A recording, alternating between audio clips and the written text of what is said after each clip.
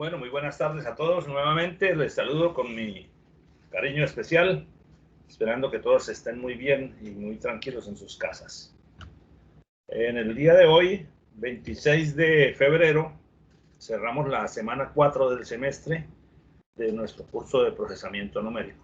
Para el día de hoy vamos a continuar con el tema que nos viene ocupando, que es esencialmente el tema relacionado a los métodos para encontrar las raíces de una ecuación, es decir, los valores de la variable independiente que anulan la ecuación, que la hacen igual a cero. Vamos a compartir aquí una lámina.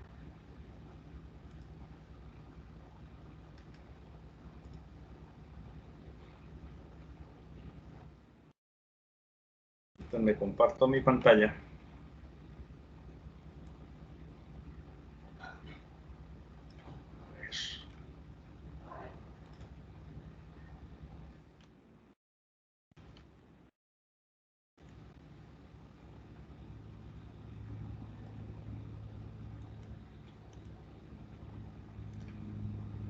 Bien, entonces para recordar un poquito en qué punto de la temática estamos parados en este momento. En este tema de cálculo de raíces de ecuaciones hemos hablado, primero hablamos de los métodos cerrados, que, dicho rápidamente, son aquellos métodos que permiten determinar con precisión el valor de una raíz dentro de un intervalo conocido en el que se sabe que hay una sola raíz. Y en ese grupo vimos el método de la bisección y el método de la falsa posición. Ambos tienen una estrategia similar de estimar la raíz en un punto dentro del intervalo. La bisección siempre lo hace apuntándole a la mitad numérica del intervalo.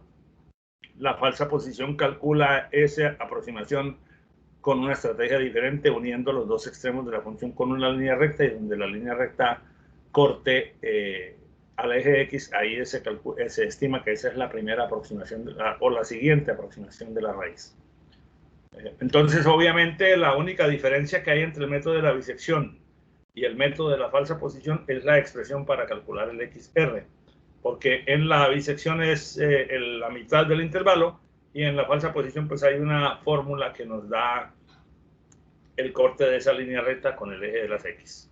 Lo demás de ambos métodos es igual, se mira en cuál subintervalo está la raíz y eso se determina evaluando el signo de la función en un extremo, en el otro y en el punto donde estamos calculando la aproximación, para descartar o la primera o la segunda parte del intervalo según el resultado de ese análisis. Luego empezamos a ver los métodos abiertos y allí vimos la iteración de punto fijo, que fue lo último que hablamos y que ahorita lo vamos a recordar un poco en su forma estructural.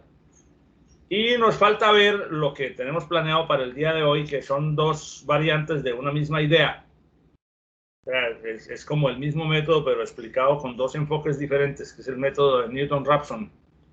Y el segundo enfoque, que no difiere en su concepto esencial de Newton-Raphson, pero plantea una forma distinta de calcular la aproximación, que es el conocido método de la secante, que, repito, es una variante aproximada del método de Newton-Raphson. Entonces, este tema del Newton-Raphson es lo que vamos a ver hoy, y aspiro a que, además de cubrir lo correspondiente a ese método, que no es muy extenso y no es muy complejo realmente, entonces podamos hacer un ejercicio de aplicación, resolver un problema para comparar cómo los distintos métodos se comportan en un mismo caso.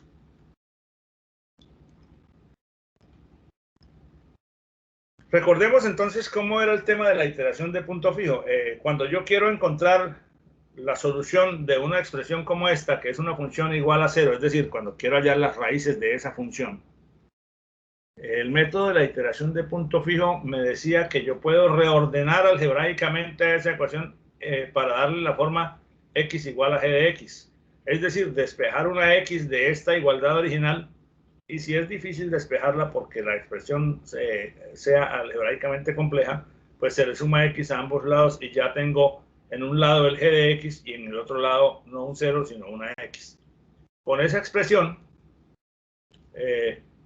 asumo, la uso o uso esa expresión como una expresión iterativa y arranco de un valor x inicial escogido arbitrariamente para calcular, usando esa igualdad que se derivó de la original, un siguiente valor de x sub i. Entonces, por ejemplo, yo arranco en x igual a 1.5 y al evaluar g en 1.5 me da un valor. Ese sería mi x1. El 1.5 sería el x0, el x inicial. Me da un resultado. Este resultado ahora lo uso para evaluar la misma función g con el fin de producir el siguiente, de tal manera que esto es como una especie de iteración recursiva que produce el nuevo resultado en función del anterior usando la misma expresión. Y si los valores sucesivos que voy encontrando de x sub i más 1, el siguiente, se van estabilizando hacia un valor, ese valor será la raíz de esta función. El sustento geométrico de eso lo vimos en la clase anterior. Ya veíamos que los puntos donde f de x es igual a 0 son los mismos valores de x para los cuales la recta identidad representada por esta x se corta con la función g de x, que es esta misma función a la cual se le ha despejado la x. Porque esta igualdad, recuerden, esta igualdad es esta misma, pero expresada en términos diferentes. Entonces, con ese método, a medida que vamos calculando los x sub i subsiguientes, siempre podemos calcular el error relativo porcentual con la misma expresión que veníamos usando en los métodos cerrados. xi nuevo menos xi anterior sobre el xi nuevo, valor absoluto por 100. Y en la medida en que ese porcentaje de error vaya disminuyendo, se entiende que el método converge. Si el porcentaje de error no se estabiliza, no disminuye, sino que varía arbitrariamente o crece cada vez más, entonces hay que aceptar que el método para esa situación, para esa función, no es convergente a la raíz que estamos buscando y por lo tanto tenemos que aplicar otro método. Eso fue lo que, en resumen, lo que estudiamos la clase anterior. No sé si alguien tenga alguna duda, alguna inquietud sobre eso antes de proseguir con el método de Newton-Raphson. Bien, entonces, como parece que no las hay, entonces continuemos. Este método de Newton-Raphson es muy famoso, es muy conocido también porque es un método muy eficaz en el sentido computacional del término. Es decir, es un método que converge rápidamente, que cuando converge, converge rápidamente. Lo que acabo de decir implica que puede haber situaciones en las que no converge y ahora vamos a estudiar por qué puede darse esa situación. Bueno, primero tenemos que entender cuál es la filosofía que plantea el método, cuál es digamos, la estrategia que le da sentido para poder analizar después en qué casos esa estrategia no es adecuada. Bueno, entonces, la propuesta del método es bien simple. Aquí tenemos la situación de calcular en qué valores de x la función vale 0. Entonces, la propuesta que hace Newton-Raphson es: escoja un x inicial cualquiera, escoja un valor de x en algún punto del intervalo. Si yo lo tuviera... bueno, ahora lo miramos tal vez en una gráfica que viene más adelante. Porque un lápiz a ver si puedo trabajar. En ese punto inicial, trace una tangente a la curva. Imagínense que usted tiene una curva. A ver si esto me sirve. Usted tiene un eje X, un eje Y, y una curva. Y usted escoge un X por aquí, entonces trace la tangente de la curva. Esa tangente es una línea recta que va desde aquí y que corta el eje X por acá.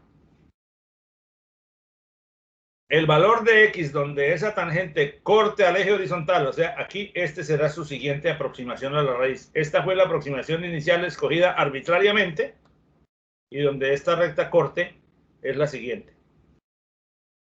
Puedo hacer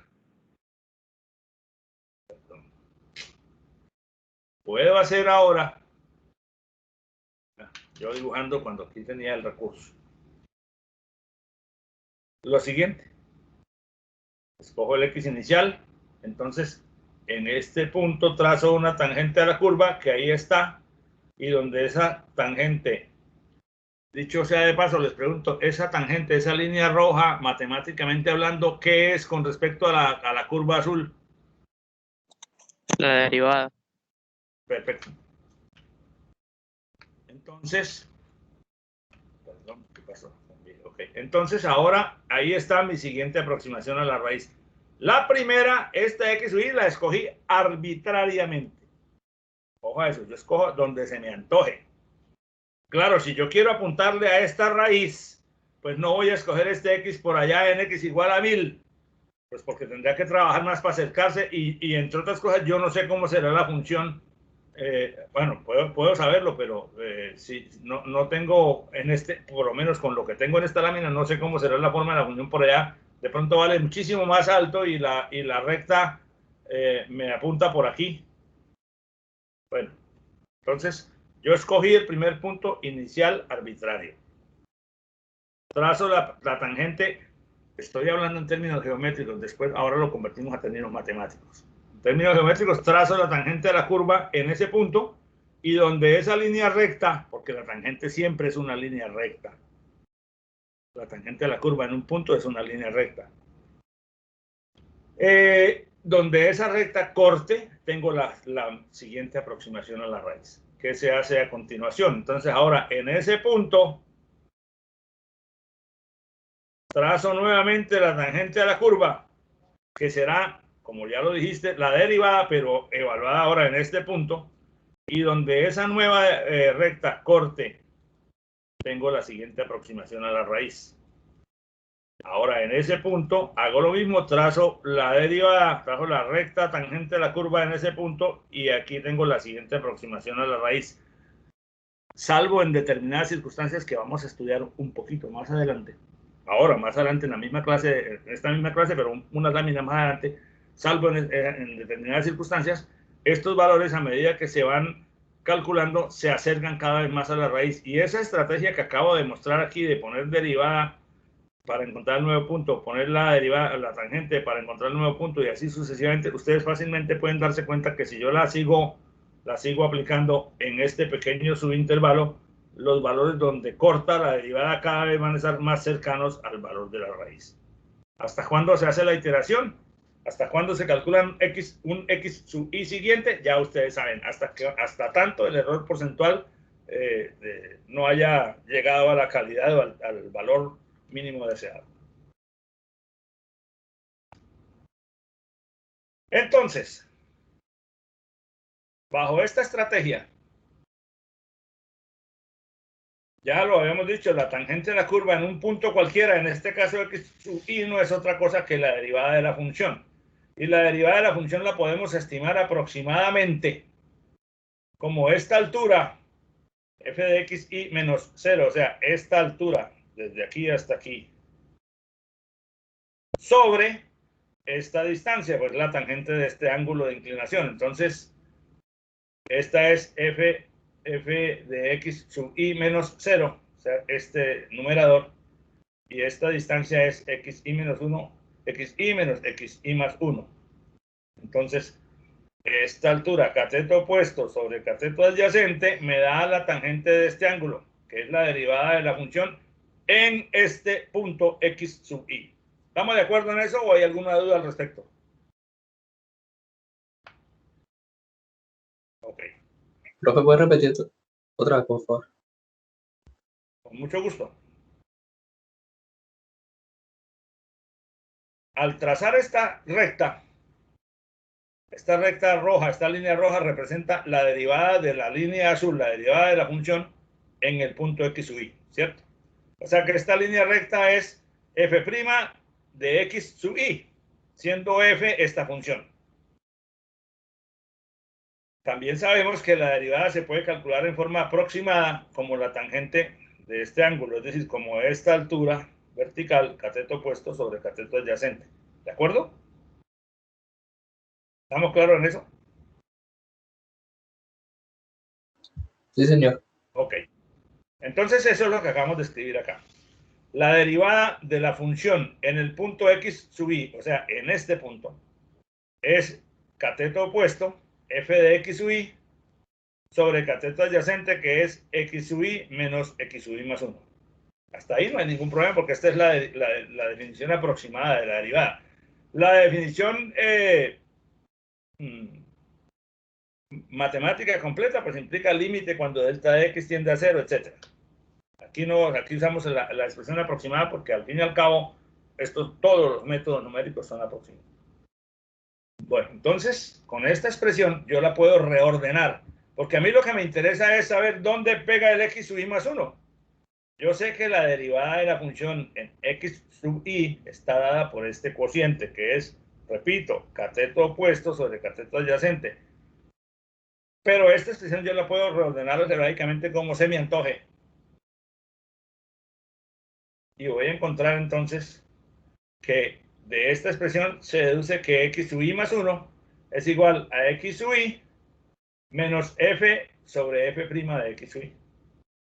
¿De dónde salió esto? De reordenar esta expresión. Yo puedo pasar esto al otro lado, esto a dividir, y luego este término lo paso para allá, entonces me queda x sub i más 1 aproximadamente igual a x sub i menos f sobre f'. F en x sub i sobre f' también en x sub i. Hasta ahí no he hecho nada más que una transformación algebraica. Quedó clara esa transformación, ¿verdad? O alguien que no la haya captado. Recuerden, solo pasé este término aquí abajo, este término aquí arriba, y luego, para dejar solo al lado izquierdo el x sub i más 1, este que lo acompañaba lo pasé al otro lado. Este queda positivo aquí, y así sucesivamente. Porque al pasar esto allá, este quedaría negativo y este quedaría positivo, pero como este estaba negativo aquí, al pasarlo nuevamente para acá, queda positivo. Bueno, entonces, esta fórmula que está aquí es la fórmula que se conoce como la fórmula de Newton-Raphson. Entonces, para calcular el x sub i, es decir, el punto donde la tangente de la curva corta al eje de las x, que es la siguiente aproximación de la raíz que estoy buscando, yo lo puedo hacer con esta expresión, que es bien sencilla. El x inicial lo escogí arbitrariamente, evalúo la función en ese x inicial, evalúo la derivada de la función en ese x inicial, calculo esta resta y lo que me dé es el x sub i más 1. Ahora, estando en x sub i más 1, ya conocido ese valor, yo lo puedo meter aquí y aquí para calcular el x sub i más 2.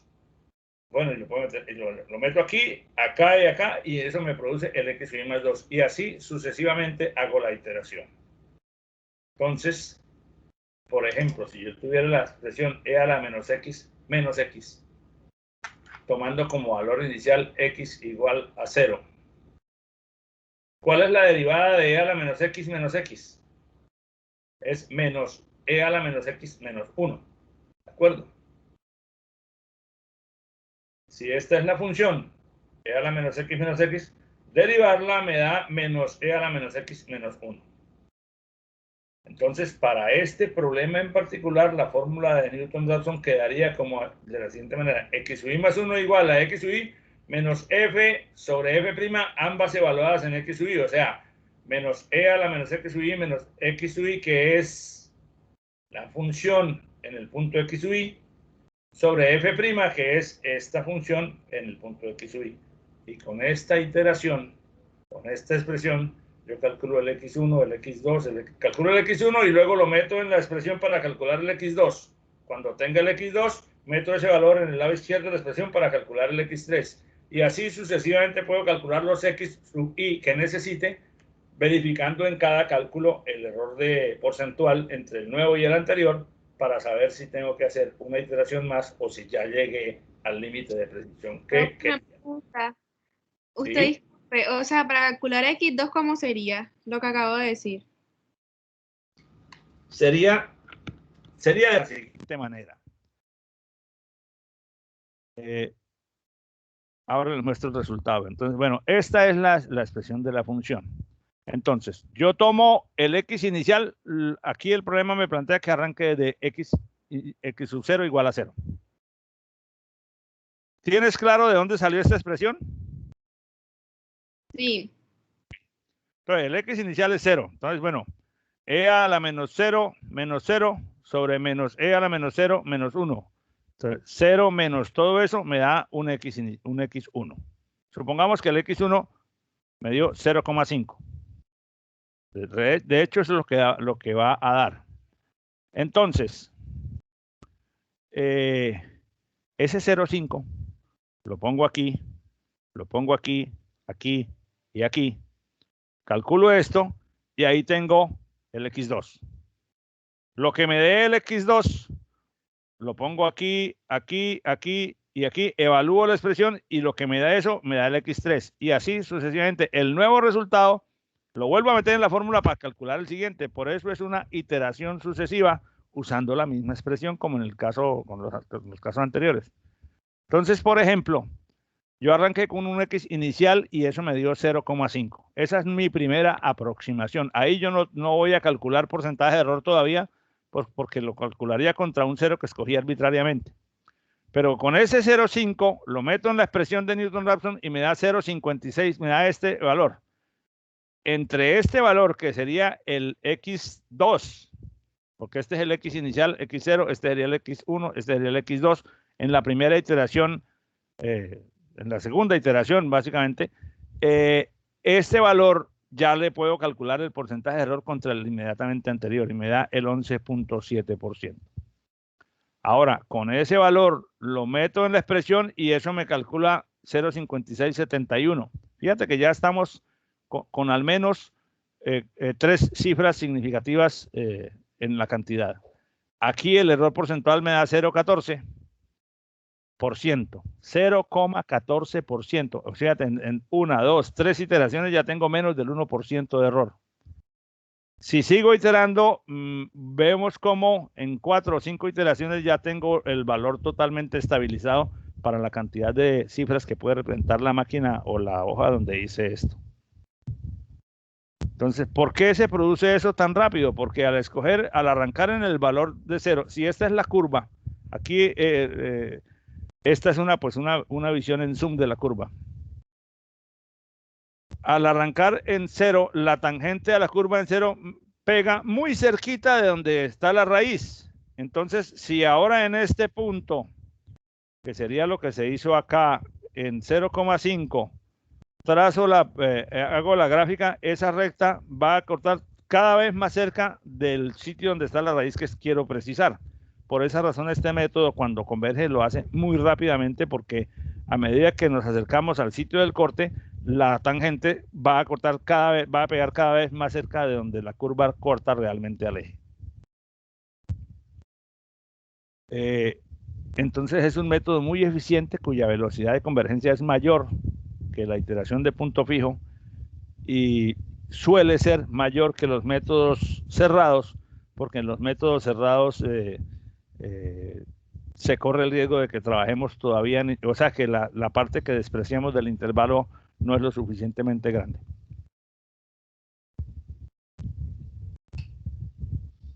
Veamos, por ejemplo, otro caso. Supongamos que aquí la función es x a la 10 menos 1. Usando el método de Newton-Raphson, calcule la raíz y un valor inicial de x igual a 0,5. X a la 10 menos 1 tiene una curva de esta naturaleza. ¿De acuerdo? Vamos a ver, vamos a mirar eso, porque esta gráfica allí es estática. Vamos a graficarla por aquí mejor.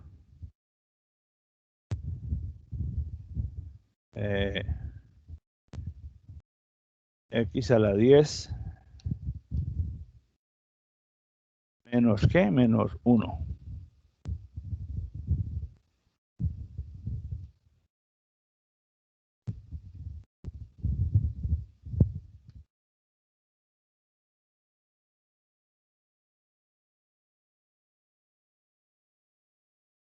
Bueno, aquí la estamos viendo completa. Aquí solamente estamos viendo el pedacito que está entre 0 y 1.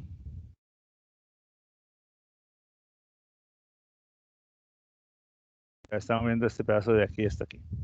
Ya sabemos, la gráfica creo que nos deja ver fácilmente que aquí hay una raíz, porque x a la 10 menos 1 se hace 0 en x igual a 1. 1 a la 10 menos 1 da 0, y en menos 1 también. Bueno, entonces, ¿cómo se comporta? Simplemente aludimos a este caso para ver cómo se comporta el método en determinadas circunstancias. O sea, que uno ve fácilmente esto. Entonces, póngale atención a lo siguiente. La fórmula de Newton-Raphson me dice xy más 1 igual a xy menos f sobre f'. Bueno, aquí ya estamos usando el igual y no el aproximadamente igual que teníamos en la lámina inicial, pues porque sabemos que son métodos aproximados, pero pues el signo de aproximadamente puede interpretarse como ruido, pero igual tenemos que iterar hasta que una iteración y la anterior tengan menos un porcentaje relativo inferior al deseado. La función es x a la 10 menos 1. La derivada de la función es 10x a la 9, ¿cierto? Entonces la expresión de Newton-Raphson para esta función es la siguiente. xy más 1 es igual a xy menos xy a la 10 menos 1 sobre 10xy a la 9. Hasta ahí no hay ningún problema porque simplemente ahora iterar. Pero resulta que dependiendo de dónde yo empiece, fíjense lo que va a pasar con un valor por acá de 0,5. ¿Qué pasaría si yo trazo, vamos a ver la derivada? No, ahí no puedo trazar la derivada, me da una curva porque estamos calculando la derivada en un punto, no en lugar geométrico. Pero si yo trazo la tangente a la curva en este punto, aquí en 0,5, la curva en ese caso no es favorable. ¿Por qué? Porque la tangente, si yo trazo una línea recta, tangente a la curva en ese punto, esa línea recta tiene muy baja inclinación,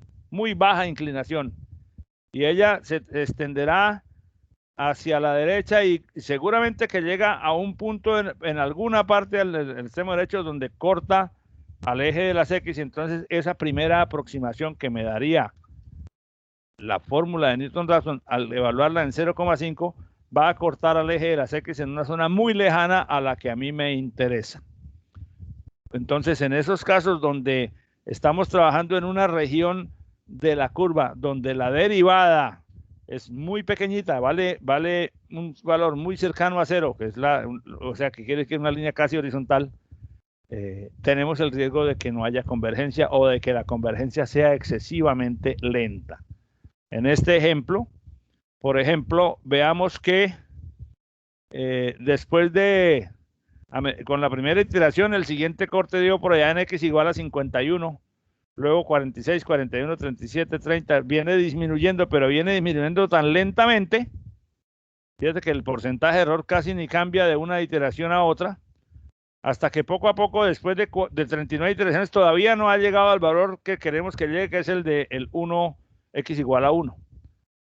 Eso obedece exclusivamente a que empezamos a trabajar en una región de la curva donde la derivada en el punto inicial escogido era casi nula, y por lo tanto el cociente que resulta de esta expresión, como el denominador es casi nulo, esto da una cantidad gigantesca y se puede perder el control de las iteraciones. Entonces, ¿eso en qué casos puede ocurrir? Eso puede ocurrir en casos como este, donde la raíz es un punto de inflexión. Y si yo, por ejemplo, escojo el x inicial aquí, que es más o menos lo que hicimos en el punto anterior, si hubiera escogido el x inicial por acá, entonces la tangente me va a dar mucho más lejos de lo que está dando esta. Si yo lo escojo más cercano, entonces es posible que si yo escojo el x inicial por acá, la tangente me pegue por aquí cerca. Entonces la siguiente tangente va a pegar por aquí cerca, entonces va a estar convergiendo a derecha y izquierda hasta llegar a la raíz. pero depende de que si el punto inicial donde yo parta la derivada de la función, y lo puedo mirar simplemente en la gráfica, o sea, no tengo que hacer más análisis, sino mirar la gráfica para saber. Es decir, por ejemplo, este punto inicial, bueno, me conduce más o menos por acá y este me conduce más o menos por acá. Bien, perfecto. Y veo que, pero veo que entonces en este, como este punto me trajo hasta aquí, y ahora calculo visualmente a dónde me llevaría, me va a llevar un valor por allá lejos. Entonces, en lugar de x0, x1, x2, x3, se van, en lugar de converger, se van alejando. ¿Por qué? Porque estamos pegando cada vez más en una zona donde la pendiente de la curva es más pequeña. Otro caso es cuando yo quiero pegarle a esta raíz y arranco con un x0 por acá en un sitio que fue inconveniente, porque aquí la función tiene un extremo local, no raíz, pero entonces si yo arranco en este x0, él me lleva perdón, en este x0, él me va a llevar hasta este x1. En este x1, él me va a llevar hasta este x2. En este x2, él me va a llevar hasta este x3. Y yo veo, al mirar los valores que me está produciendo, veo que se van cerrando alrededor de un punto, x0, x1, fíjate, x0, x1, x2, más acá, más a la derecha de x0, x3 más a la izquierda de x1, x4 más a la derecha de x2, veo convergencia, pero va a llegar a suceder un momento en que la aproximación le pegue a este valor donde la tangente vale 0 o muy cercana a 0, y entonces la fórmula me produce una indeterminación porque en el computador me da división por 0. Entonces, después de hacer varias iteraciones donde aparentemente está convergiendo el resultado, llegamos a un punto en el que se reventó. ¿Por qué? Porque escogí este X inicial en un sector inconveniente, alrededor, en un sector cercano a un extremo local de la función. Si yo en lugar de hacer eso, escojo el X0, escojo el X0, digamos, por aquí, X0. Uy. Eso me da que la tangente de la curva en ese punto, suponiendo que es por acá, la tangente de la curva me llega, me va a pegar por aquí. Entonces aquí tengo mi X1. Si en ese punto la tangente de la curva, trazo la tangente de la curva, me va a dar por aquí, y aquí me va a dar el X2. Y aquí ya me va a dar el X3, el X4, hasta llegar al X real, al X deseado. Pero si el valor inicial yo lo escojo en un punto cercano a un extremo local que no es, o sea, un máximo o a un mínimo, es decir, en los alrededores de una zona de la función donde hay un valor nulo de la pendiente, voy a correr el riesgo de caer en una indeterminación.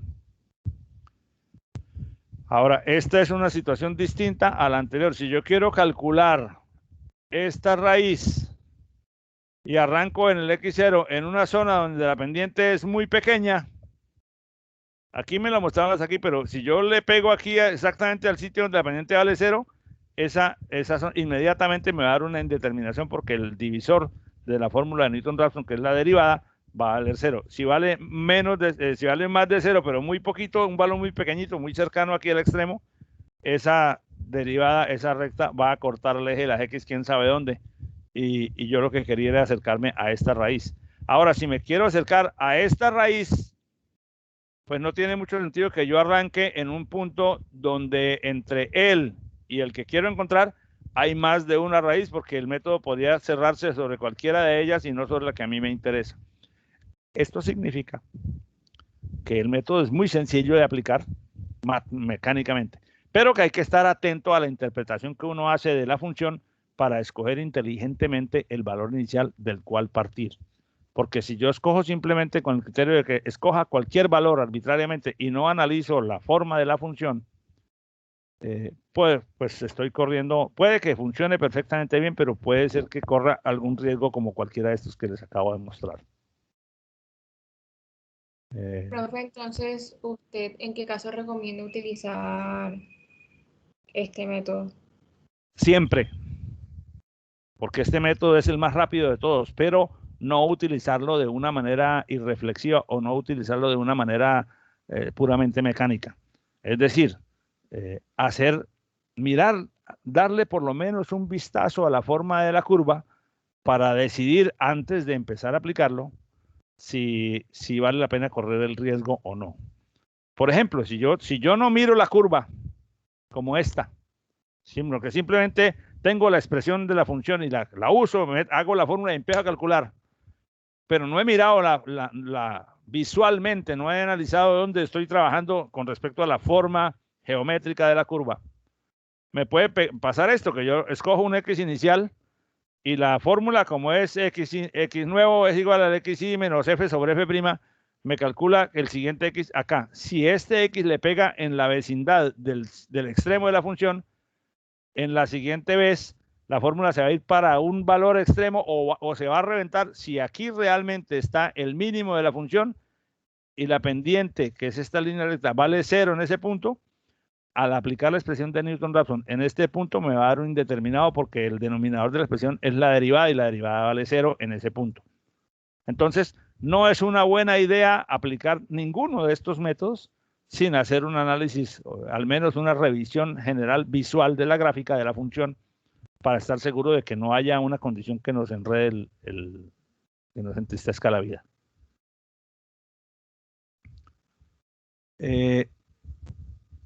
Algunas recomendaciones para cuando uno va a implementar esto en un programa es que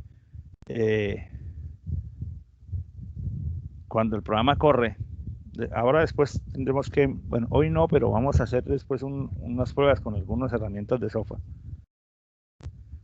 Que el programa verifique si el valor que está encontrando la función realmente vale 0 o vale cerca a 0. Otros programas incluyen un cierto número de iteraciones, haga hasta 40 iteraciones y no haga más, y porque como criterio de parada no ponen el porcentaje de error, sino el número total de iteraciones. Y en este caso particular de este método, si se va a hacer un programa de computadora, antes de calcular la fórmula de Newton-Raphson, calcular primero que la derivada no sea igual a 0, o sea que el programa tiene que calcular previamente el valor de f' antes de hacer la siguiente iteración para evitar que el programa se reviente porque en la siguiente iteración la derivada valga 0. Pues son cuestiones como de validación de datos que normalmente se tendrían que incluir. Antes de hacer un ejercicio, comparando los métodos, quiero mostrar el método de la secante, que es el mismo método de Newton-Raphson, pero con una sutil diferencia.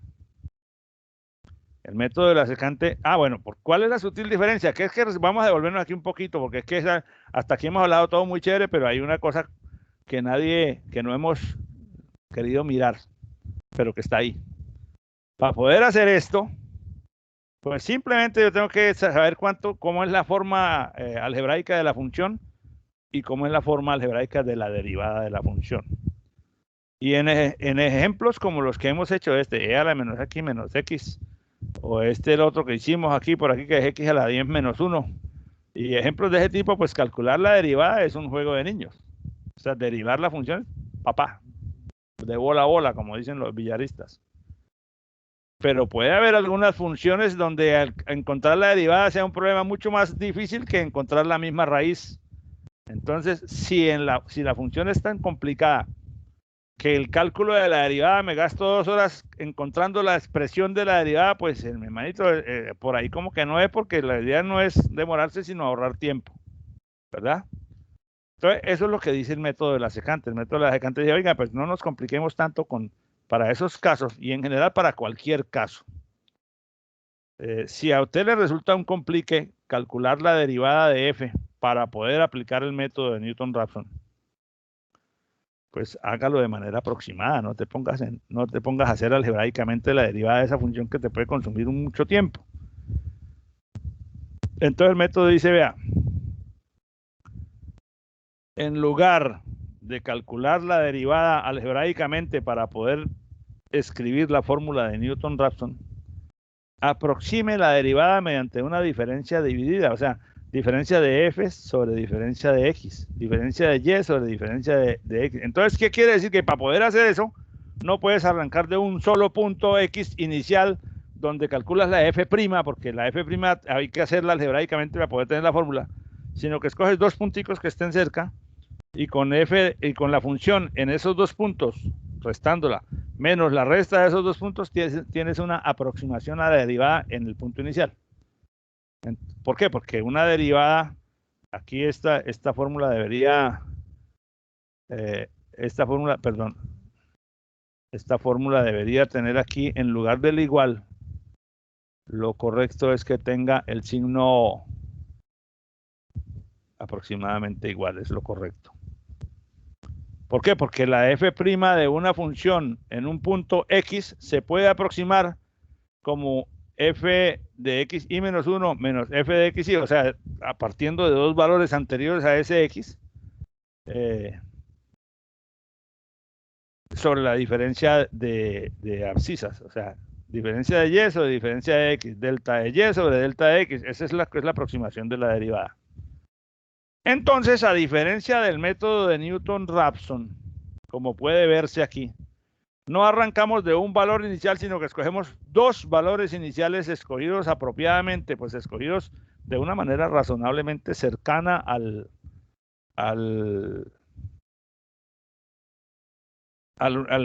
escenario donde está la raíz.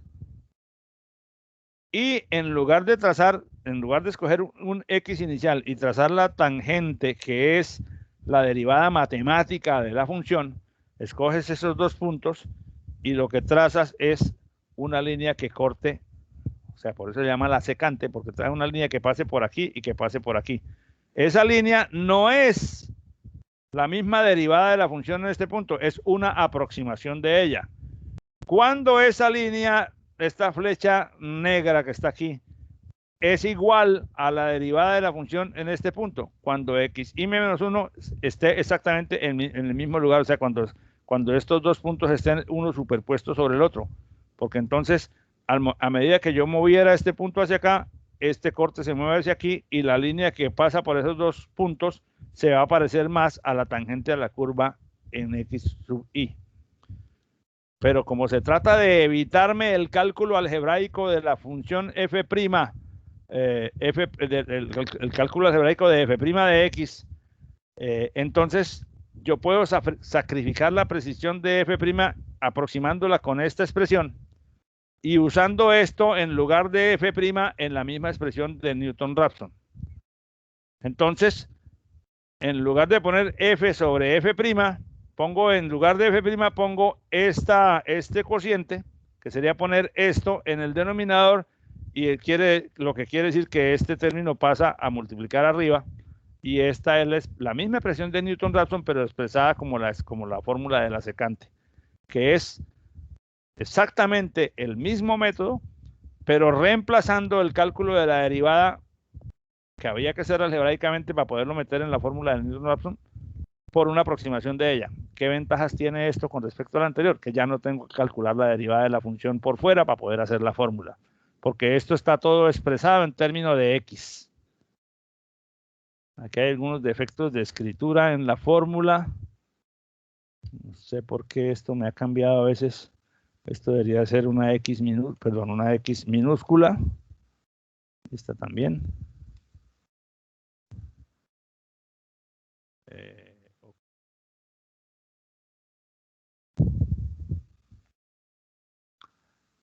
Entonces, digamos, una ventaja o una facilidad de este método frente al de Newton-Raphson es que no tengo que calcular la derivada por fuera para poder hacer la fórmula, sino que la reemplazo por una aproximación. Y la desventaja, pues, es que entonces, para poder hacer eso, yo tengo que partir de dos valores iniciales escogidos arbitrariamente y no de uno solo, como en el método de Newton-Raphson.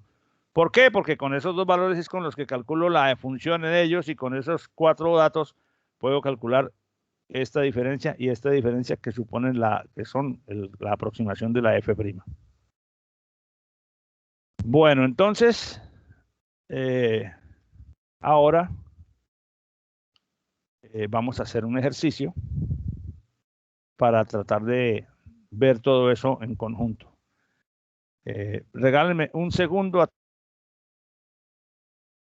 Regálenme un segundo, atiendo un asunto casero en un minuto y ya regreso.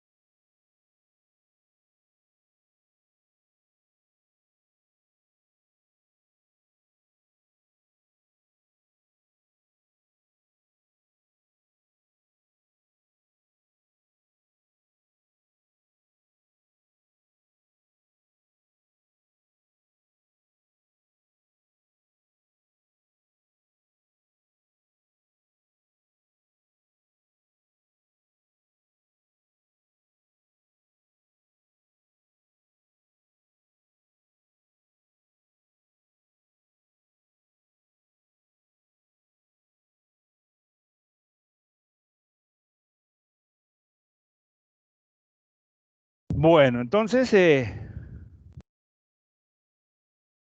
gracias por su gentileza. Vamos a abrir entonces ahora la presentación con el ejercicio que les quiero compartir.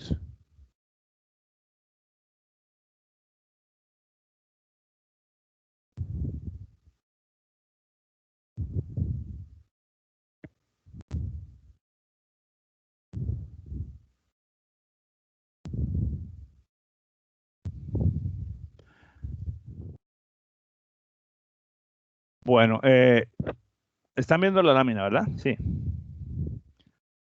El problema que vamos a resolver es el siguiente. Aquí es un problema sencillo, un problema elemental, como la mayoría de los problemas, solo que a veces la redacción del problema exige cierta atención. Pero en este caso no es tan así. Dice que se ha diseñado un tanque esférico. Imagínense un tanque esférico, un tanque como un balón, ¿cierto? Para almacenar agua dentro de una instalación industrial. Conforme a como se aparece aquí, más es un dibujo muy aproximado de la situación que se quiere representar. Pero entonces el tanque tiene una cantidad, siempre tiene una cantidad de agua que está dado por un volumen. Ese volumen se expresa como pi h cuadrado por 3 veces r menos h sobre 3, donde r es el radio de la esfera, ¿cierto? O sea, quiere decir que la esfera tiene, según los datos del problema, 3 metros, o sea que es una esfera grande. ¿Y dónde, qué más hay aquí? El valor de pi ya sabemos que es una constante. El valor de h es la altura que tiene el agua almacenada desde la parte inferior de la esfera hasta la superficie ocupada. O sea que la altura, digamos, es la distancia que va desde el punto inferior de la esfera hasta la superficie del agua. Esa altura, dependiendo de si se le echa más o menos agua, pues esa altura varía o aumenta o disminuye. El mayor valor es cuando la esfera está llena completamente. ¿De acuerdo? El volumen, entonces, el volumen del agua almacenada en cualquier momento está dada por esta expresión. Si el radio es de 3 metros, nos preguntan cuál es la altura que debe tener el líquido en el tanque para asegurar que el volumen total es de 30 metros cúbicos. ¿Está clara la pregunta o alguien tiene alguna duda sobre el problema que nos están planteando? Con esta fórmula calculamos el volumen de agua que haya para una altura h. Me están diciendo cuál es el valor de h que haga que ese volumen sea de 30 metros cúbicos. ¿Está entendido el problema? Pues lo que queremos resolver, o alguien tiene alguna duda. 3, 2, 1. Está claro, bro. Ok. Entonces, obviamente, si yo tengo esta expresión como la expresión del volumen, R3, y quiero hallar cuál es el valor de H para volumen igual a 30 metros cúbicos, decía. 30 metros cúbicos. Entonces, la expresión que tengo es 30 igual a pi por H al cuadrado, factor de 9 menos H sobre 3. Y lo que necesito saber es el valor de H que satisface esta igualdad. Sencillo. O lo que es igual, pi h cuadrado por 9 menos h sobre 3 menos 30 igual a 0. Y ahí entonces ya estoy hallando, ya transformé algebraicamente la expresión para la forma que me interesa, que es una función, en este caso una función de h igualada a 0. Y lo que necesito saber es cuál es el valor de h que hace que esta función sea igual a 0. Entonces, esta es la expresión de la función a la que le quiero hallar las raíces. ¿Estamos claros en esa deducción? ¿Alguna pregunta, alguna inquietud, alguna duda? Entonces, repito, de esta expresión, al reemplazar los valores que nos da el problema, el volumen de 30 metros cúbicos y el radio de 3, la expresión genérica se me convierte en esta expresión particular. Y entonces, al hacer un simple reordenamiento algebraico, me queda paso el 30 a restar al otro lado y esto me queda esta expresión de h, esta función de h igualada a 0. Entonces tengo que encontrar los valores de h que anulan esta función, o sea, las raíces de esta función. Yo puedo, estoy usando h porque esa es la nomenclatura que tenía el tanque, pero podría poner esto perfectamente x y no pasaría nada. Sabemos que la variable independiente aquí es la variable h del problema. Bueno, entonces esta función, esto es GeoGebra, si la tenía yo por aquí. A ver.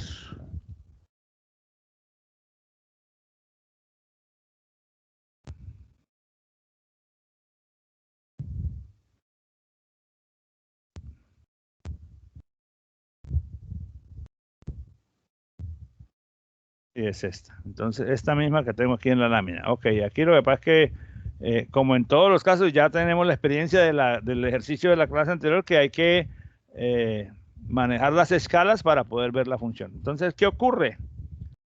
Que yo veo que esta función tiene 1, 2 y 3 raíces. Mi problema me pregunta, ¿cuál es la altura h que debe alcanzar el líquido en el tanque para asegurar que se tienen 30 metros cúbicos? Ese problema quedó transformado en esta expresión. Y al mirar aquí yo veo que hay 1, 2 y 3 raíces. ¿Cuál de ellas es la que debemos calcular? ¿Cuál de ellas es la que debemos precisar?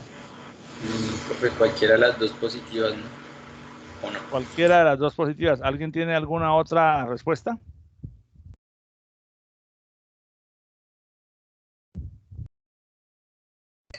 Sí, de 8 a 9. Bueno, entonces les voy a, los invito nuevamente a reflexionar bien sobre las características físicas del problema. Cuando tú me dijiste que cualquiera de las dos positivas, ¿por qué descartas la negativa?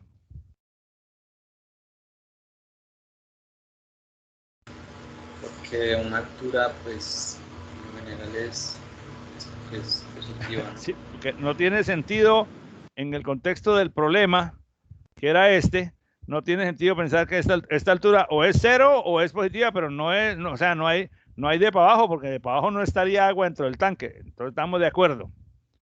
Pero fíjense que si ustedes me dicen que como algunos de ustedes lo sugirió, cualquiera de las dos positivas, ahí estamos dejando un espacio para una equivocación. ¿De qué tamaño es el tanque, mano? ¿El radio del tanque es de cuánto? De 3 metros creo que hay. Ajá, de 3 metros, ¿verdad? O sea que si el tanque estuviera lleno de agua completamente, ¿cuánto sería el valor de H? 6 metros. 6 metros, ¿verdad? Ah, ok, O sea, sí. la altura no puede ser más de 6 metros de acuerdo a los datos del problema, que sería la mayor altura posible cuando el tanque está lleno. ¿Cierto o falso? Cierto. Entonces, si esta expresión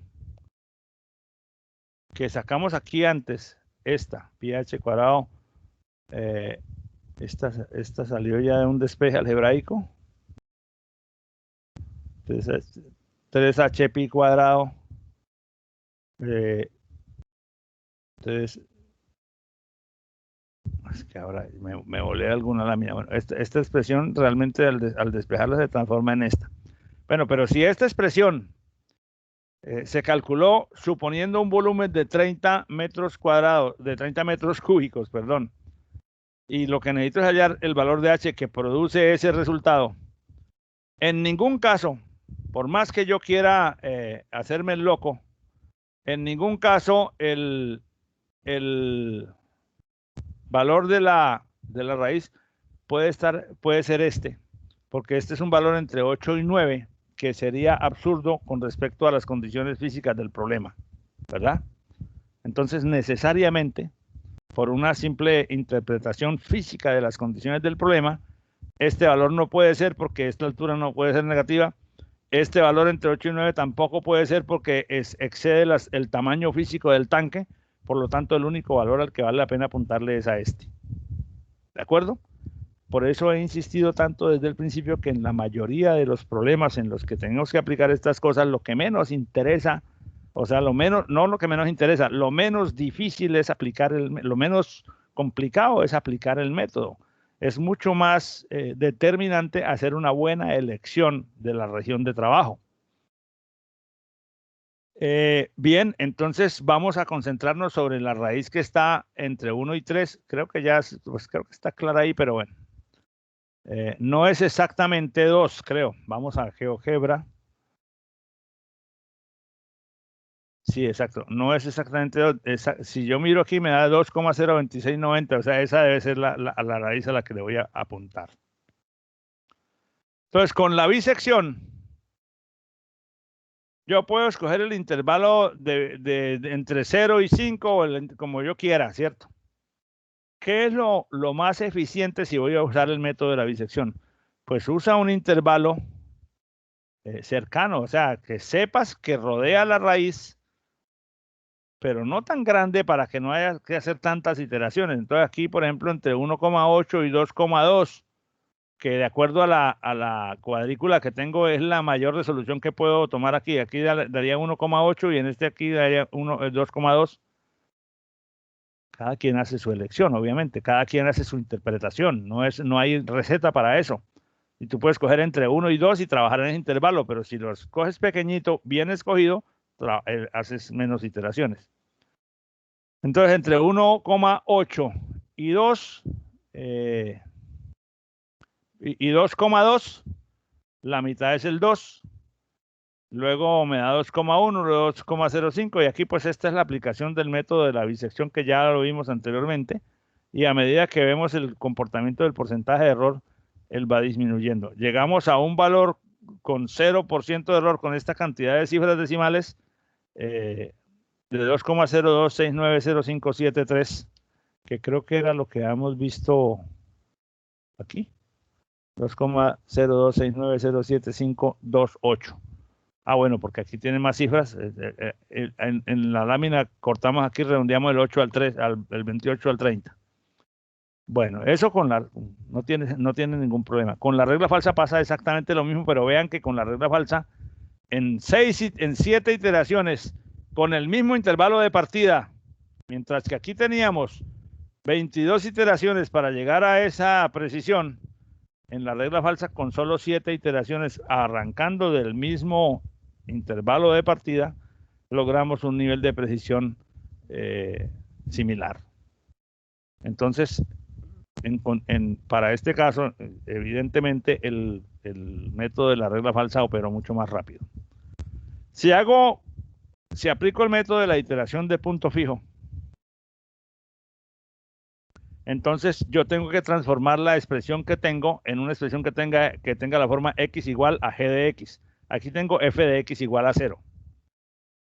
Entonces, f de h, pues, en este caso estamos dando la variable h. ¿Cómo despejo yo un h de aquí?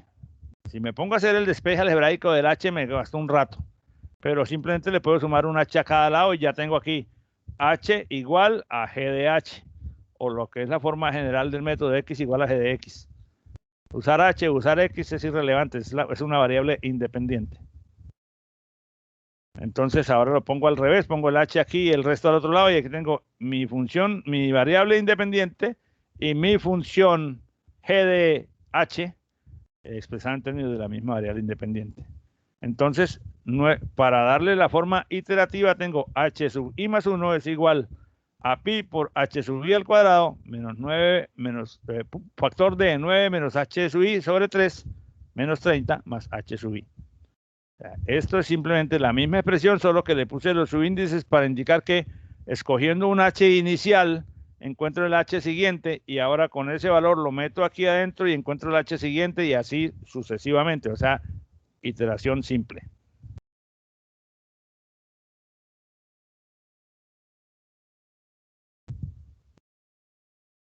Esto ya lo hemos dicho. Entonces ahora veamos. Si yo graficara, perdón, me regreso un poquito aquí, que si yo graficara por un lado la recta y igual a h y por otro lado la curva que corresponde a esta expresión. Eso lo tengo aquí guardado, me parece que yo sí.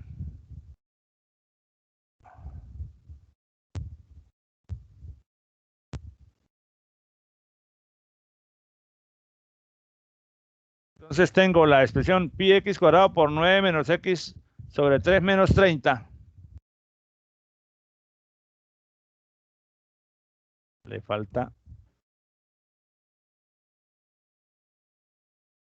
pi x cuadrado, pi h cuadrado por 9 menos h sobre 3 menos 30 más h. Falta aquí creo que falta un más x.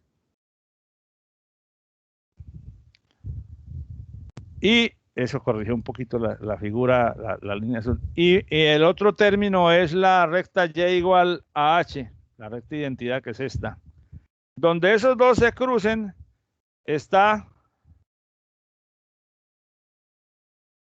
el valor donde esas dos se hacen iguales, está el valor donde la función original se hace 0, porque ese es el sustento teórico, el sustento geométrico de la iteración de punto fijo. Entonces, aquí tengo las dos expresiones. Pero resulta que si yo, por ejemplo, arranco de un valor 2, aquí estos datos me quedaron como incompletos. Bueno, incompletos no, es simplemente que al arrancar, al hacer la iteración en alguna, para cualquier valor de x, ya sabíamos, por lo que lo hemos dicho anteriormente, en esta zona, la pendiente de la curva GD, bueno, aquí lo que pasa es que GeoGebra me puso F y G porque puse primero esta y luego esta. Realmente esta es la que en el contexto de la teoría de nuestro material, esta es la función G y esta es la recta de identidad.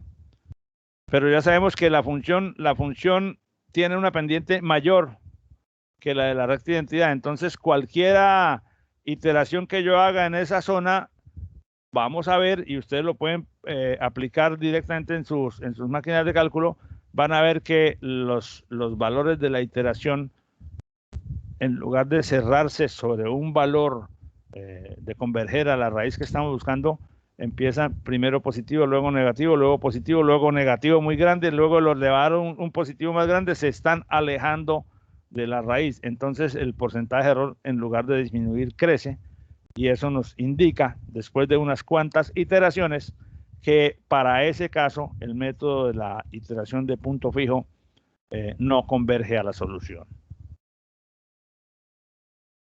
Ahora, si yo reviso esto, fácilmente me doy cuenta que, bueno, ¿por qué se cortan varias veces? Porque recuerden que la función original tiene una raíz por aquí en el negativo, otra raíz por aquí, otra entre 8 y 9. O sea que donde estas dos se cortan, están las raíces, o sea, que sean para este valor de x, para este valor de x y para este valor de x, son los mismos tres valores de las raíces de la función original.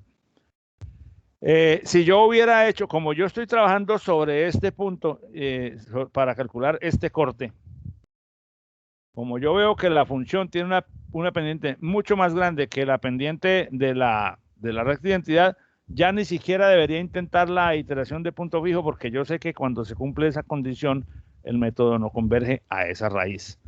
Eso va a ocurrir exactamente lo mismo, creo que en los 3 puntos, porque en todos los 3 puntos, este también tiene una pendiente muy grande, mayor que la de la recta de identidad, y aquí también. ¿Cómo sabe uno? Pues por la tangente a la curva está más o menos inclinada. Si la tangente a la curva en ese punto tiene un ángulo de menos de 45 grados, pues tiene pendiente menor. Pero si el ángulo de la tangente en ese punto es más de 45 grados, pues tiene pendiente mayor que la recta de identidad, y entonces en esos casos pues no vale la pena usar la iteración de punto fijo porque va a diverger. Si le meto ahora el método de Newton-Raphson,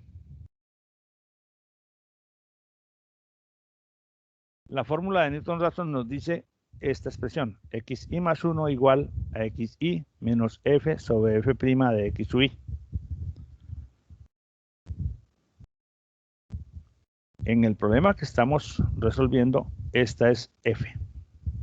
F igual a pi h cuadrado por 9 menos h sobre 3 menos 30. para poder construir la fórmula de Newton-Raphson, yo necesito la expresión de F y necesito la expresión de F'.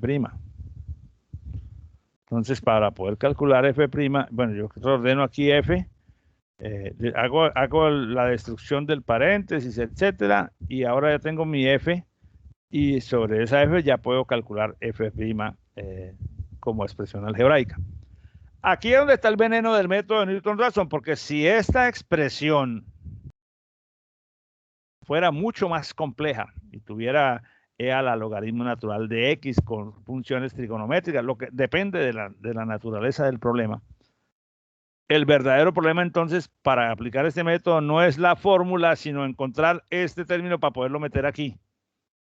Cuando eso sucede, pues uno dice, no, pues no voy a usar Newton-Raphson porque no estoy dispuesto a hacer el cálculo de esa derivada, y entonces me le mido a la secante usando con la fórmula de la secante, pero partiendo de 2 puntos iniciales de iteración. Afortunadamente, en este caso, ha sido relativamente simple calcular la derivada de la función, pues porque no tiene ninguna complejidad o no tiene funciones trascendentales que nos obliguen a pensar un poco más allá. Entonces, con esta función f y con esta función f' puestas aquí y aquí, entonces nos queda esto. Porque recuerden que la fórmula de Newton-Raphson es el x sub i más 1 será igual al x sub i menos el cociente de la función entre su derivada. Como ya tengo la expresión de la función, tengo la expresión de la derivada, entonces para este caso particular tengo h sub i más 1 es igual al h sub i menos f de h sub i sobre f' de h sub i. Claro, aquí yo tengo ya tengo unos números que puedo calcular, porque pi al cubo sobre 3, aquí 3pi, aquí 6pi, y entonces estos números que aparecen en esta expresión son simplemente la resolución numérica de esas constantes que yo tengo en la gráfica.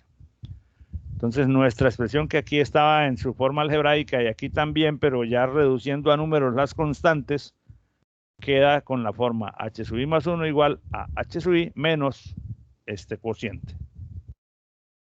Y con esa fórmula se puede proceder a hacer la iteración de Newton-Raphson, o sea, hacer la aplicación del método. Pero entonces yo tengo que apuntarle a esta raíz, y aquí es donde viene el cuento. ¿Dónde voy a escoger el valor inicial? Si lo escojo por acá, recuerden que entonces si yo escojo un valor inicial por aquí, pero quiero llegar a precisar este 2 y pico, entre el valor que escogí para arrancar y el valor al que supuestamente debo llegar, hay un extremo local de la función. ¿Qué tal si en las iteraciones yo le llegue a pegar a un valor cercano por aquí? Se me dispara el método para un sitio que no sé si es a derecha o a izquierda, y por lo tanto puedo perder el control. Entonces, ¿dónde escoger el valor inicial? Si yo escojo el valor inicial por acá, estoy cometiendo más o menos el mismo error, porque al escoger un valor inicial, por ejemplo, en 6 o en 6 y algo, la pendiente de la curva, si lo escojo a la derecha del 6, la pendiente me va a llevar para un sitio por allá, por allá. Si lo escojo a la izquierda del 6, esta pendiente me puede llevar a un sitio por acá. Dígame. Lo puede llevar a la otra raíz, ¿no? Correcto. Muy buena esa, excelente aporte y muchas gracias por decirlo. Podría llevarme escoger un punto inicial por aquí me puede llevar a una región cercana a converger sobre esta raíz y puedo obtener un valor numérico válido, pero físicamente inútil porque no corresponde a las dimensiones físicas del tanque. Entonces, por eso insisto siempre, he insistido muchas veces en que revisen la gráfica. Entonces yo diría, ahora si arranco por aquí en x igual a 0, que esa puede ser como una estrategia, pongan el origen. Resulta que por aquí también hay un mínimo local y ese en 0 puede ser que esta pendiente me lleve por acá, no sé a dónde, y de pronto converja por acá, no sé. Entonces mejor en estos casos escoger un valor inicial cerca. Ojalá, diría, bueno, vamos a escoger, yo no sé en cuánto lo hice, pero creo que hice dos o tres pruebas, 2 pruebas creo. Porque si escojo un valor inicial por aquí, a ver, no, ese no es el opciones de pluma.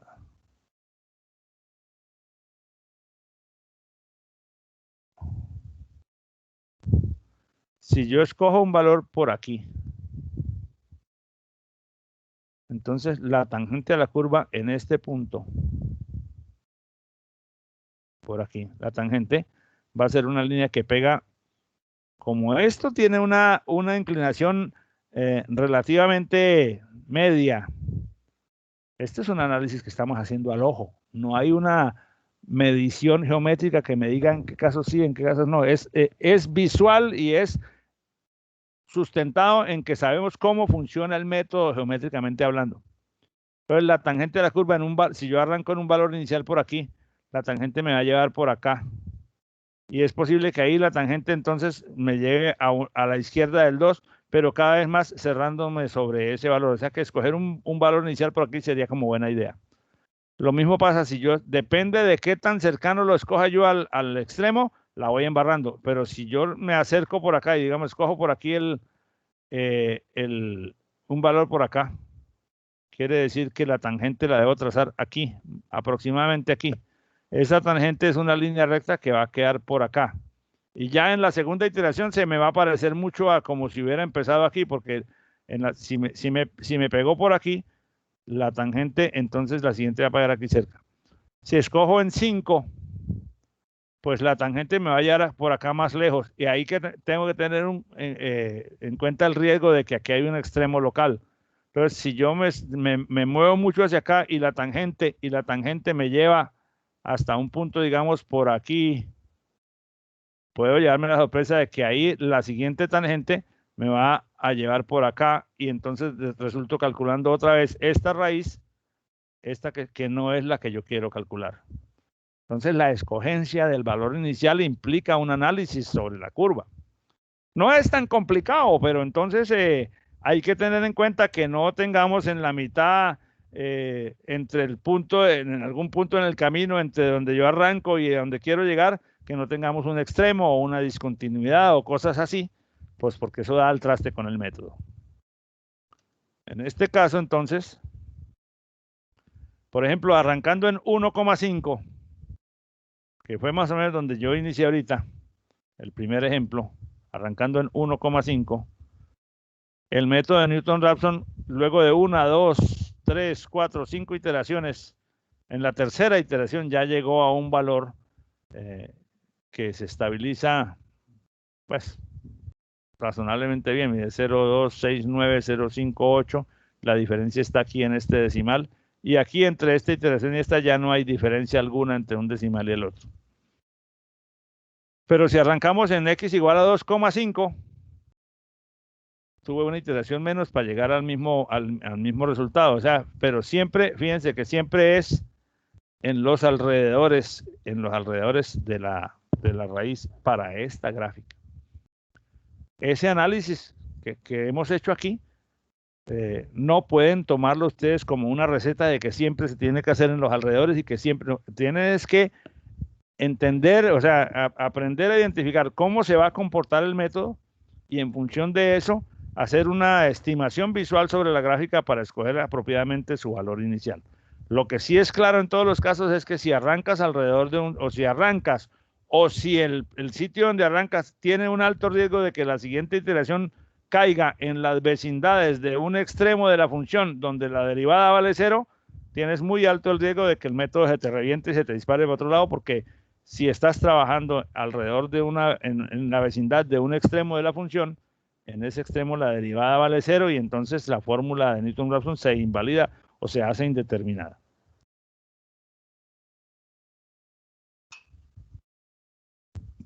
Bueno, entonces, si lo quisiera hacer con el método de la secante, a diferencia del método de Newton-Raphson, donde tenía que hacer f sobre f', ya sabemos que en el método de la secante se cambió esta f' por una expresión aproximada de ella, que es una diferencia de f sobre una diferencia de x, en este caso de h's. Que es decir, esta diferencia de f sobre esta diferencia de x da la aproximación de la derivada. Entonces, ¿qué ocurre? Que aquí simplemente la diferencia de este método con el de Newton-Raphson es que yo escojo dos valores, 1,8, en este caso 1,8 y 1,9 para producir el siguiente. ¿Por qué necesito escoger dos? Porque la fórmula me calcula el xi más 1 en función del xi y del xi menos 1, es decir, en función de dos valores iniciales, dos anteriores a él. Entonces, la diferencia de este método con respecto a Newton-Raphson es que aquí se escogen dos puntos iniciales para arrancar. Con esos dos se calcula la primera aproximación a la raíz. Y una vez la tenga, entonces yo cojo esa y la inmediatamente anterior, que sería el x sub i. Entonces ahora cojo el 1,9 y el 1,78 y son los dos valores que meto en la fórmula para calcular el x sub i siguiente, que me da 2,03. Ahora con este 1,78 y este 2,03 los cojo como los valores de partida para producir el 2,02. Con este 2,03 y el 2,02 que acabo de hallar, los pongo como los dos valores anteriores al nuevo y así sucesivamente. Siempre tengo que tener los dos anteriores para meterlos en el nuevo. Esa es la única diferencia del método de la secante con respecto al método de Newton-Raphson. Pero subsiste la necesidad de que los dos valores iniciales observen en forma general el mismo criterio de calidad que el valor inicial que usamos en Newton-Raphson. Es decir, si yo tengo que escoger dos valores iniciales, no escojas uno por aquí y otro por aquí, porque la diferencia de alturas de f entre esos dos valores, o sea, la aproximación de la derivada sería una recta que va por allá.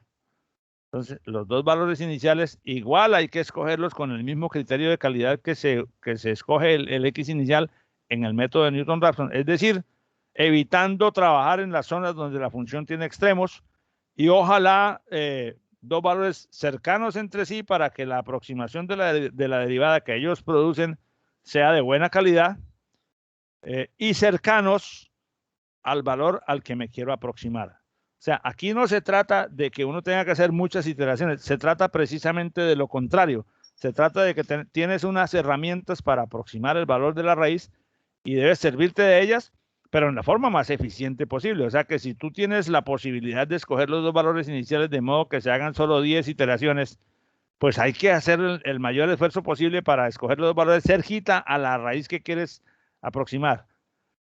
Afortunadamente, hoy en día tenemos herramientas como esta. Entonces, ¿por qué? Porque todo esto queda resuelto si tú necesitas resolver el problema, entonces tú vienes aquí, tienes que preocuparte porque tu gráfica, tu expresión quede muy bien escrita, que no sea equivocada, y después tú dices aquí, tan, y él te da el valor. Y esta bendita página tiene la fortuna de que te da el valor como con 10 cifras decimales. Ahí está, no solamente te da el valor, sino el de X y el de Y. Qué berraquera. Pero píntate que tú estás en una planta o que tú estás trabajando, por ejemplo, en un campo industrial y el sitio donde tienes que hacer el cálculo, donde presentó la crisis, en ese momento no tienes acceso a internet. Tienes tu computador, pero no tienes internet. Entonces, bailas con el GeoGebra. Si esa circunstancia se te presenta, pues si en condiciones normales, pues obviamente yo no hago ninguno de esos métodos. Yo entro aquí, hago mi gráfica y esta me da un resultado que yo sé que es de calidad. Ahora, si tú necesitas un resultado con 30 cifras decimales, bueno, entonces ahí tienes que ir a las herramientas computacionales y usar un programa para que te calcule con esa precisión. ¿De qué depende eso? Depende pues de la necesidad específica del proceso al cual tributa el dato que estás calculando. Si tú estás calculando un dato para tu consumo personal, para calcular, por ejemplo, si el dato que estás calculando es para saber cuántos metros cúbicos de arena tienes que comprar, pues eso lo puedes manejar tú y si te sobró arena no hay problema. Además, como tú eres el que la paga, tú eres así, desperdicia la plata, entonces uno maneja sus riesgos. Pero si es una variable crítica de un proceso industrial en el que cometer un error de una 10 milésima puede suponer grandes pérdidas de dinero, ahí ya la cosa cambia de color porque, ingeniero, usted es el responsable. Ingeniero, usted deme los datos que son los correctos para evitar un deterioro en el proceso. Entonces, esto para decirles que los métodos numéricos son herramientas, los métodos que hemos visto son herramientas que están a la orden del día, las tienes en tu caja de herramientas, cuyo uso es discrecional dependiendo del problema y de la información con la que cuentes y de la facilidad de cálculo que tengas. No es obligatorio usar ninguno de ellos, simplemente son alternativas para que tú apliques según tu análisis que hagas del problema. O sea, no puedes, nunca pienses que esto se convierta en una receta de cocina y que simplemente al problema de encontrarse la ecuación, aplique esto y lo que dé. Porque a veces lo que da tiene valor matemático correcto, pero valor físico real para el problema no necesariamente bueno. Vanessa, ¿querías decir algo? Sí, señor. Es para ver si puede explicar, o sea, el último ejemplo que hizo con el de método secante. Oh. Que estaba la tablita y todo. Enseguida.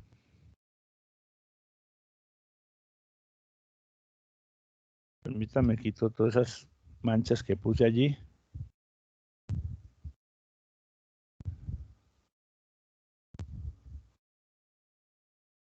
Cuando uno aplica, voy a empezar la explicación nuevamente del método de la secante desde Newton-Raphson.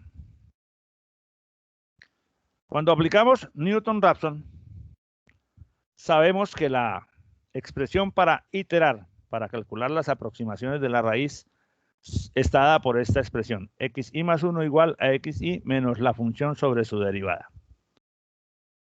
En el caso que nos ocupa del tanque, es bastante sencillo ver que la función tiene una forma de un polinomio y por lo tanto la derivada se calcula de una manera sencilla, rápida, o sea, es fácil derivar esta función.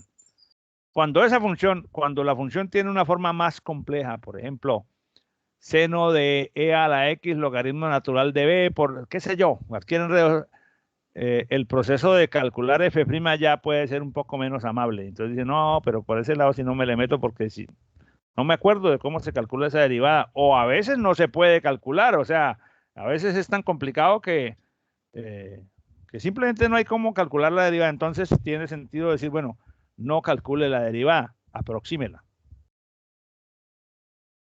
Entonces, ¿qué fue lo que hicimos? Permítame, quito esta cosa, vamos a hacer una variación aquí a las láminas para comparar.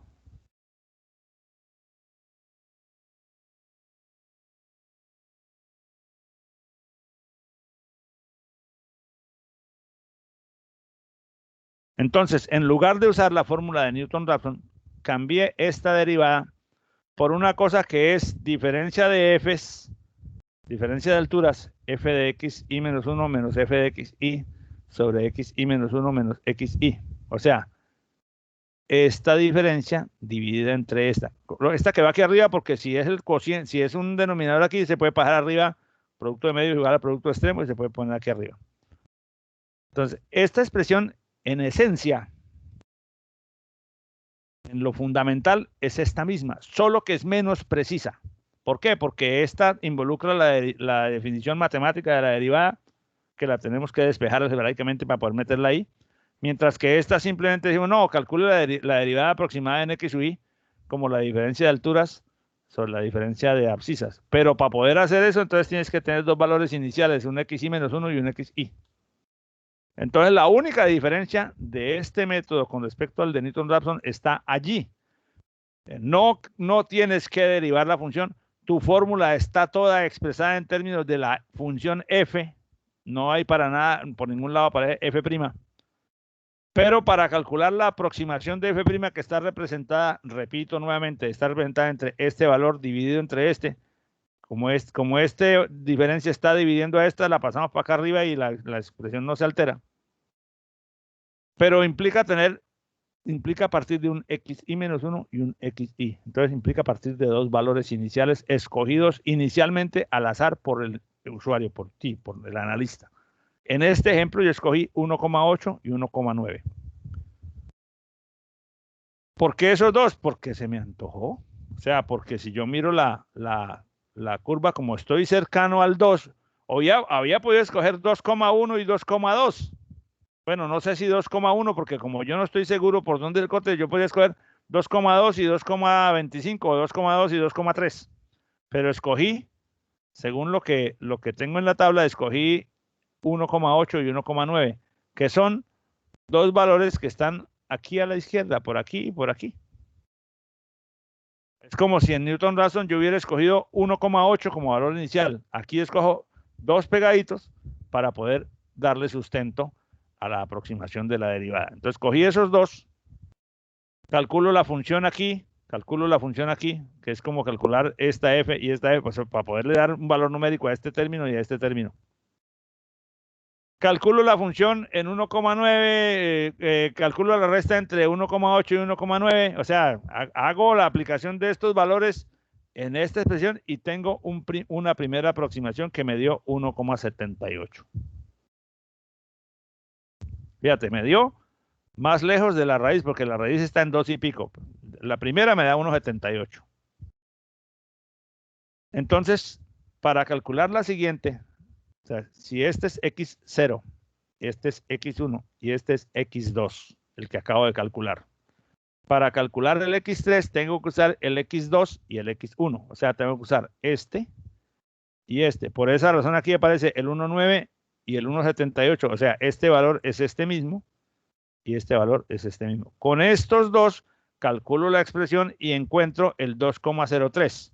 Entonces, si este era el x0, este era el x1 y este era el x2, ahora este es el x3. Entonces, con el x2, el x1, el x2 y el x3 calculo el siguiente. Fíjate que estos dos son los dos de partida en la siguiente iteración. Estos dos son los dos de partida en la siguiente iteración. Y en cada iteración tomo esos dos valores, los reemplazo en la fórmula y calculo el siguiente. Es exactamente lo mismo que la fórmula de Newton-Raphson. Solo que la construcción de la fórmula me ahorro el proceso de tener que derivar la función. No es nada más la diferencia entre un método y el otro. Pero ya la cuestión es saber llevar con cuidado el orden de las iteraciones. Ahora, como esto está orientado no a que lo hagas a mano, aquí lo estamos haciendo así, lo estamos presentando así solo porque queremos, porque mi propósito es que ustedes entiendan la naturaleza del método. Ya después con una herramienta de software que aplica el método, pues simplemente uno da los valores iniciales y él sabe, o la lógica del código le dice al computador cuáles valores usar en la siguiente iteración. Cada vez que encuentres un xi más 1, la primera vez pues no hay contra qué compararlo. Pero ya la segunda vez, este 2,03 que salió de aplicar la fórmula para este valor 1,9 y 1,78, que fue el que calculamos inicialmente, este valor ya se puede contrastar contra el anterior para saber cuál es el porcentaje del error relativo, porque esta es una primera aproximación a la raíz que estoy buscando y esta es la segunda. Me da 6,46%.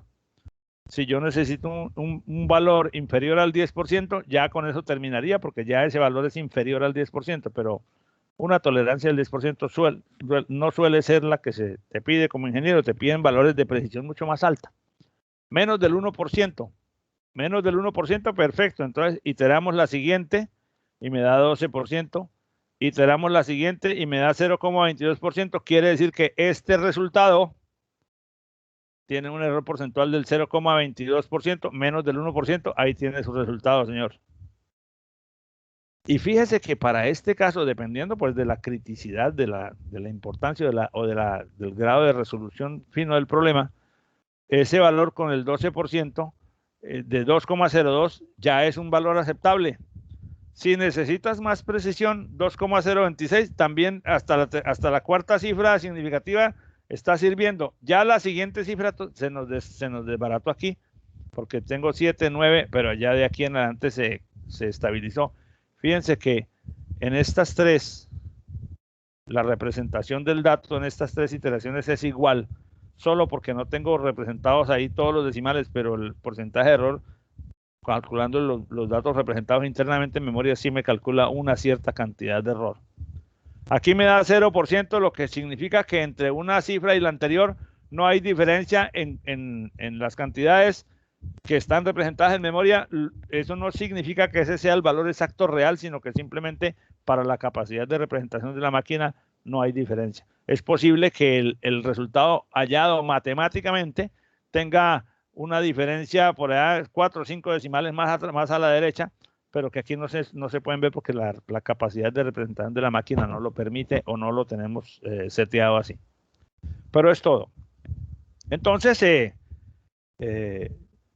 como pueden ver, el método de la secante y el método de Newton-Raphson son la misma cosa, la misma idea, pero esta es una solución interesante cuando yo quiero aplicar esa estrategia, que es la más rápida de todas, pero la función es muy difícil de derivar, entonces ya no uso la fórmula de Newton-Raphson, sino uso la expresión de la secante. ¿Me implica partir de dos valores? Sí, pero eso realmente no es mucha dificultad frente a la comodidad de no tener que derivar una función que puede ser excesivamente compleja. Ahora, mejor método abierto que mejor método cerrado. No es que sea mejor o peor, son alternativas distintas para resolver el mismo problema, que es encontrar una raíz de una función dada en una región de interés. ¿Cuál se debe usar? No, pues, a menos que te digan que el profesor te diga, tienes que usar el método tal, si la responsabilidad tuya como ingeniero es encontrar el valor que causa que el volumen almacenado sea 20 metros cúbicos, ya tú verás si quieres calcularlo a mano o si tú quieres, como el artesano, pues puedes ir al tanque y sacar los baldados e ir midiendo. Cuando tengan 30, echar los 30 metros cúbicos, entonces mira el tuyo y ya da tanto. Pues esa es una solución artesanal que no es incorrecta, pero pues que no aplica eficientemente un método de cálculo. No sé si ustedes alguna vez leyeron o han leído que a un estudiante que después fue un físico famoso, premio Nobel, le preguntaron en un examen en la universidad de cómo se puede utilizar un barómetro para calcular la altura de un edificio. Y entonces el tipo no contestaba y ya se le iba a acabar el tiempo, y el profesor llegó y le dijo, ¿cómo, no sabe? ¿Se le va a acabar el tiempo? Y dijo, no, sí sé. Lo que pasa es que hay muchas formas y no he podido escoger cuál de todas las que se me ocurren es la mejor. Entonces digo, bueno, por ejemplo, dígame una. Fácil, uno coge el barómetro, mire, el barómetro es este, entonces yo lo cojo, lo pongo en el del piso, pongo 1, 2, 3 y voy contando desde el piso hasta la azotea. Y multiplico la cantidad que encontré por el tamaño del barómetro y ahí está la solución. Y entonces el profesor se disgustó porque le estaban mamando gallo y realmente no. Usted me dijo que cómo puede usar el barómetro para calcular la altura del edificio. Ah, usted quiere que yo use la fórmula de las diferencias de presión atmosférica abajo y arriba. Sí, eso también se puede. Pero yo también puedo coger el barómetro y ir hasta donde el administrador del edificio y decirle, señor, le regalo este lindo barómetro si usted me dice cuánto mide el edificio, y ahí tiene su respuesta.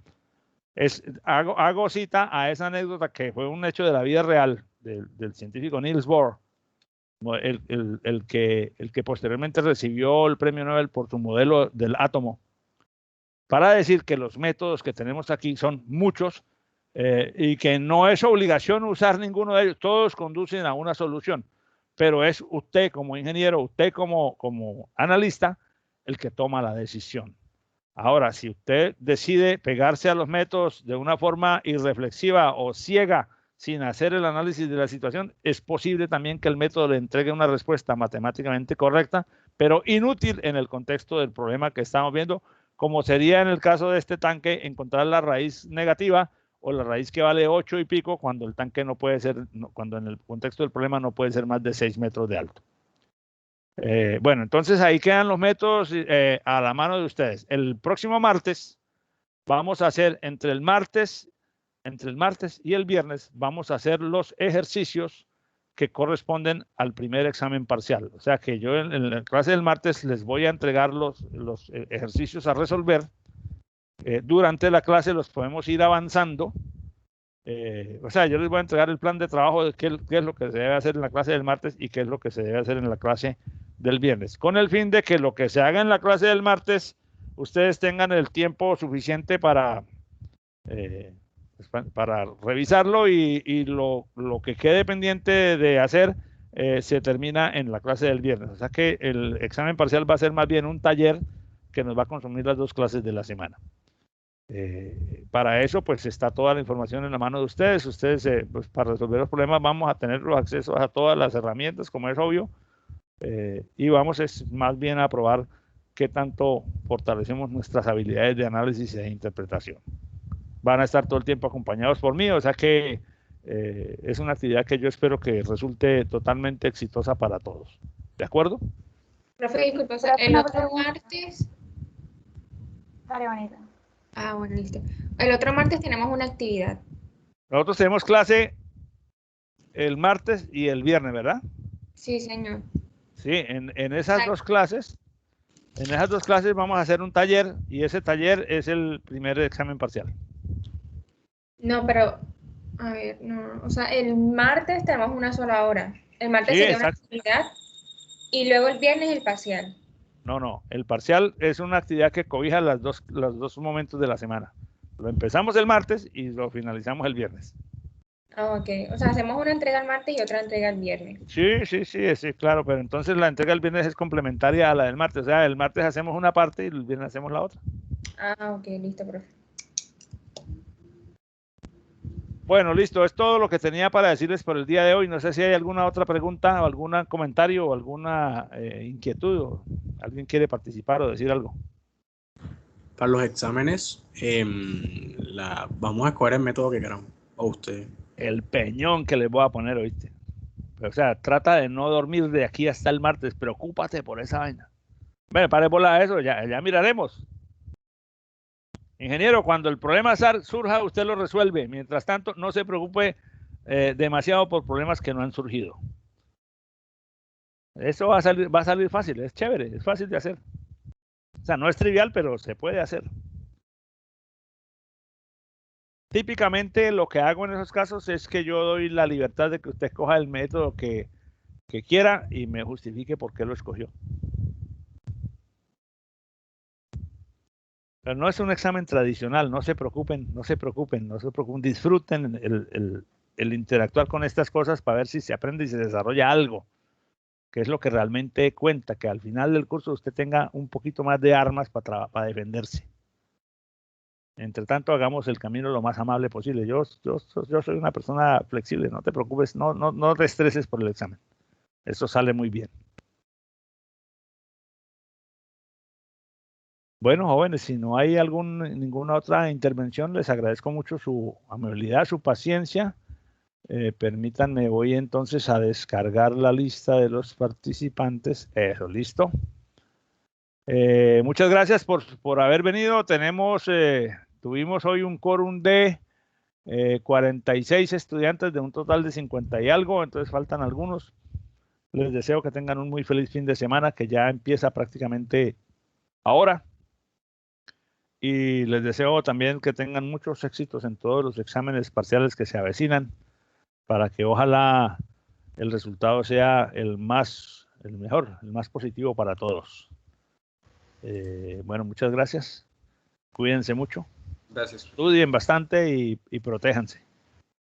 Listo, profe, gracias. Chao. Hasta luego, profe. Que estén muy bien. Hasta luego, profe. Chao, pues. Hasta luego, profesor. Hasta luego, profe, gracias. Que tengan un feliz fin de semana.